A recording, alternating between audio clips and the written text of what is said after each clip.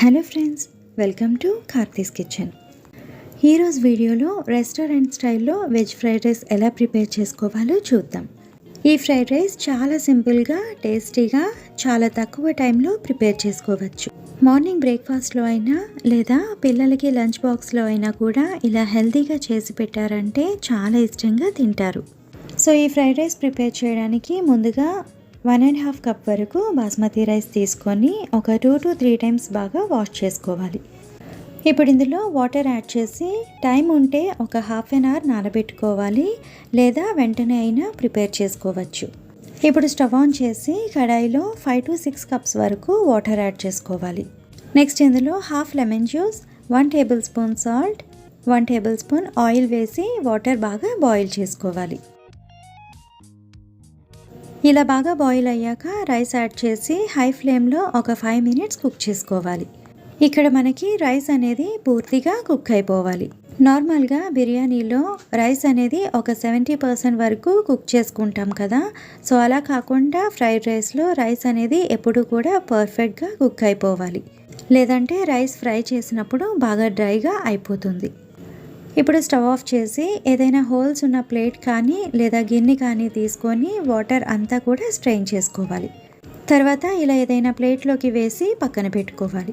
ఇప్పుడు మీకు నచ్చిన వెజిటబుల్స్ అన్నీ కూడా ఇలా చిన్నగా కట్ చేసి పక్కన పెట్టుకోండి. నెక్స్ట్ ఇప్పుడు స్టవ్ ఆన్ చేసి కడాయి తీసుకొని 3 టేబుల్ స్పూన్ వరకు ఆయిల్ యాడ్ చేసుకోవాలి. ఆయిల్ వేడయ్యాక దీనిలో అల్లం, వెల్లుల్లి ఇంకా పచ్చిమిర్చి అన్నీ కూడా ఇలా చిన్నగా తరిగి వేసుకోవాలి. అల్లం, వెల్లుల్లి ఇలా కొంచెం ఎక్కువగా యాడ్ చేసుకుంటే ఫ్రైడ్ రైస్లో వాటి ఫ్లేవర్ అనేది చాలా బాగుంటుంది. ఇవి ఇలా కొంచెం ఫ్రై అయ్యాక దీనిలో చిన్నగా కట్ చేసిన స్ప్రింగ్ ఆనియన్స్ యాడ్ చేసి ఫ్రై చేసుకోవాలి. ఆనియన్ మరి ఎక్కువగా ఫ్రై అవ్వనవసరం లేదు, ఒక 30 సెకండ్స్ ఫ్రై చేస్తే సరిపోతుంది. స్ప్రింగ్ ఆనియన్ లేకపోతే నార్మల్ ఆనియన్ అయినా కూడా యాడ్ చేసుకోవచ్చు.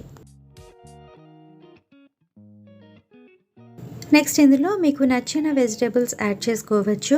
నేను ఇక్కడ సన్నగా తరిగిన క్యాబేజ్, ఒక చిన్న సైజ్ క్యారెట్, అలానే 3 కలర్స్ క్యాప్సికమ్ అన్నీ కూడా నేను చిన్న చిన్న పీసెస్ చేసి తీసుకున్నాను. మీరు కావాలంటే దీనిలో పచ్చి బఠానీ ఇంకా స్వీట్ కార్న్ కూడా యాడ్ చేసుకోవచ్చు.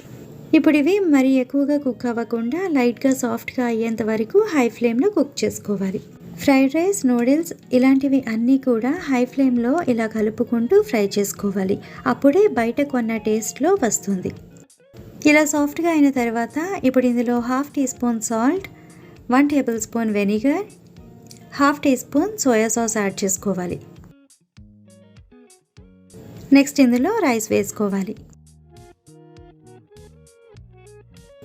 ఇప్పుడు టేస్ట్కి తగ్గట్టుగా salt, 1/2 tablespoon black pepper powder, 1 teaspoon white pepper powder add చేసి మిక్స్ చేసుకోవాలి. వైట్ పెప్పర్ పౌడర్ ఉంటే మాత్రం స్కిప్ చేయకుండా యాడ్ చేసుకోండి, దానివల్ల ఫ్రైడ్ రైస్ అనేది ఇంకా టేస్టీగా ఉంటుంది. లేదు అంటే ఓన్లీ బ్లాక్ పెప్పర్ పౌడర్తోనే అయినా కూడా ప్రిపేర్ చేసుకోవచ్చు. ఇప్పుడు ఇలా అంతా బాగా మిక్స్ చేసి హై ఫ్లేమ్లో ఒక 2 to 3 మినిట్స్ కుక్ చేసుకోవాలి. మీరు ఇలా బాస్మతి రైస్తో కాకుండా నార్మల్ రైస్తో అయినా లేదా నైట్ మిగిలిన రైస్ మార్నింగ్కి అయినా ఏ రైస్తో చేసినప్పటికీ కూడా ఈ ఫ్రైడ్ రైస్ చాలా టేస్టీగా ఉంటుంది.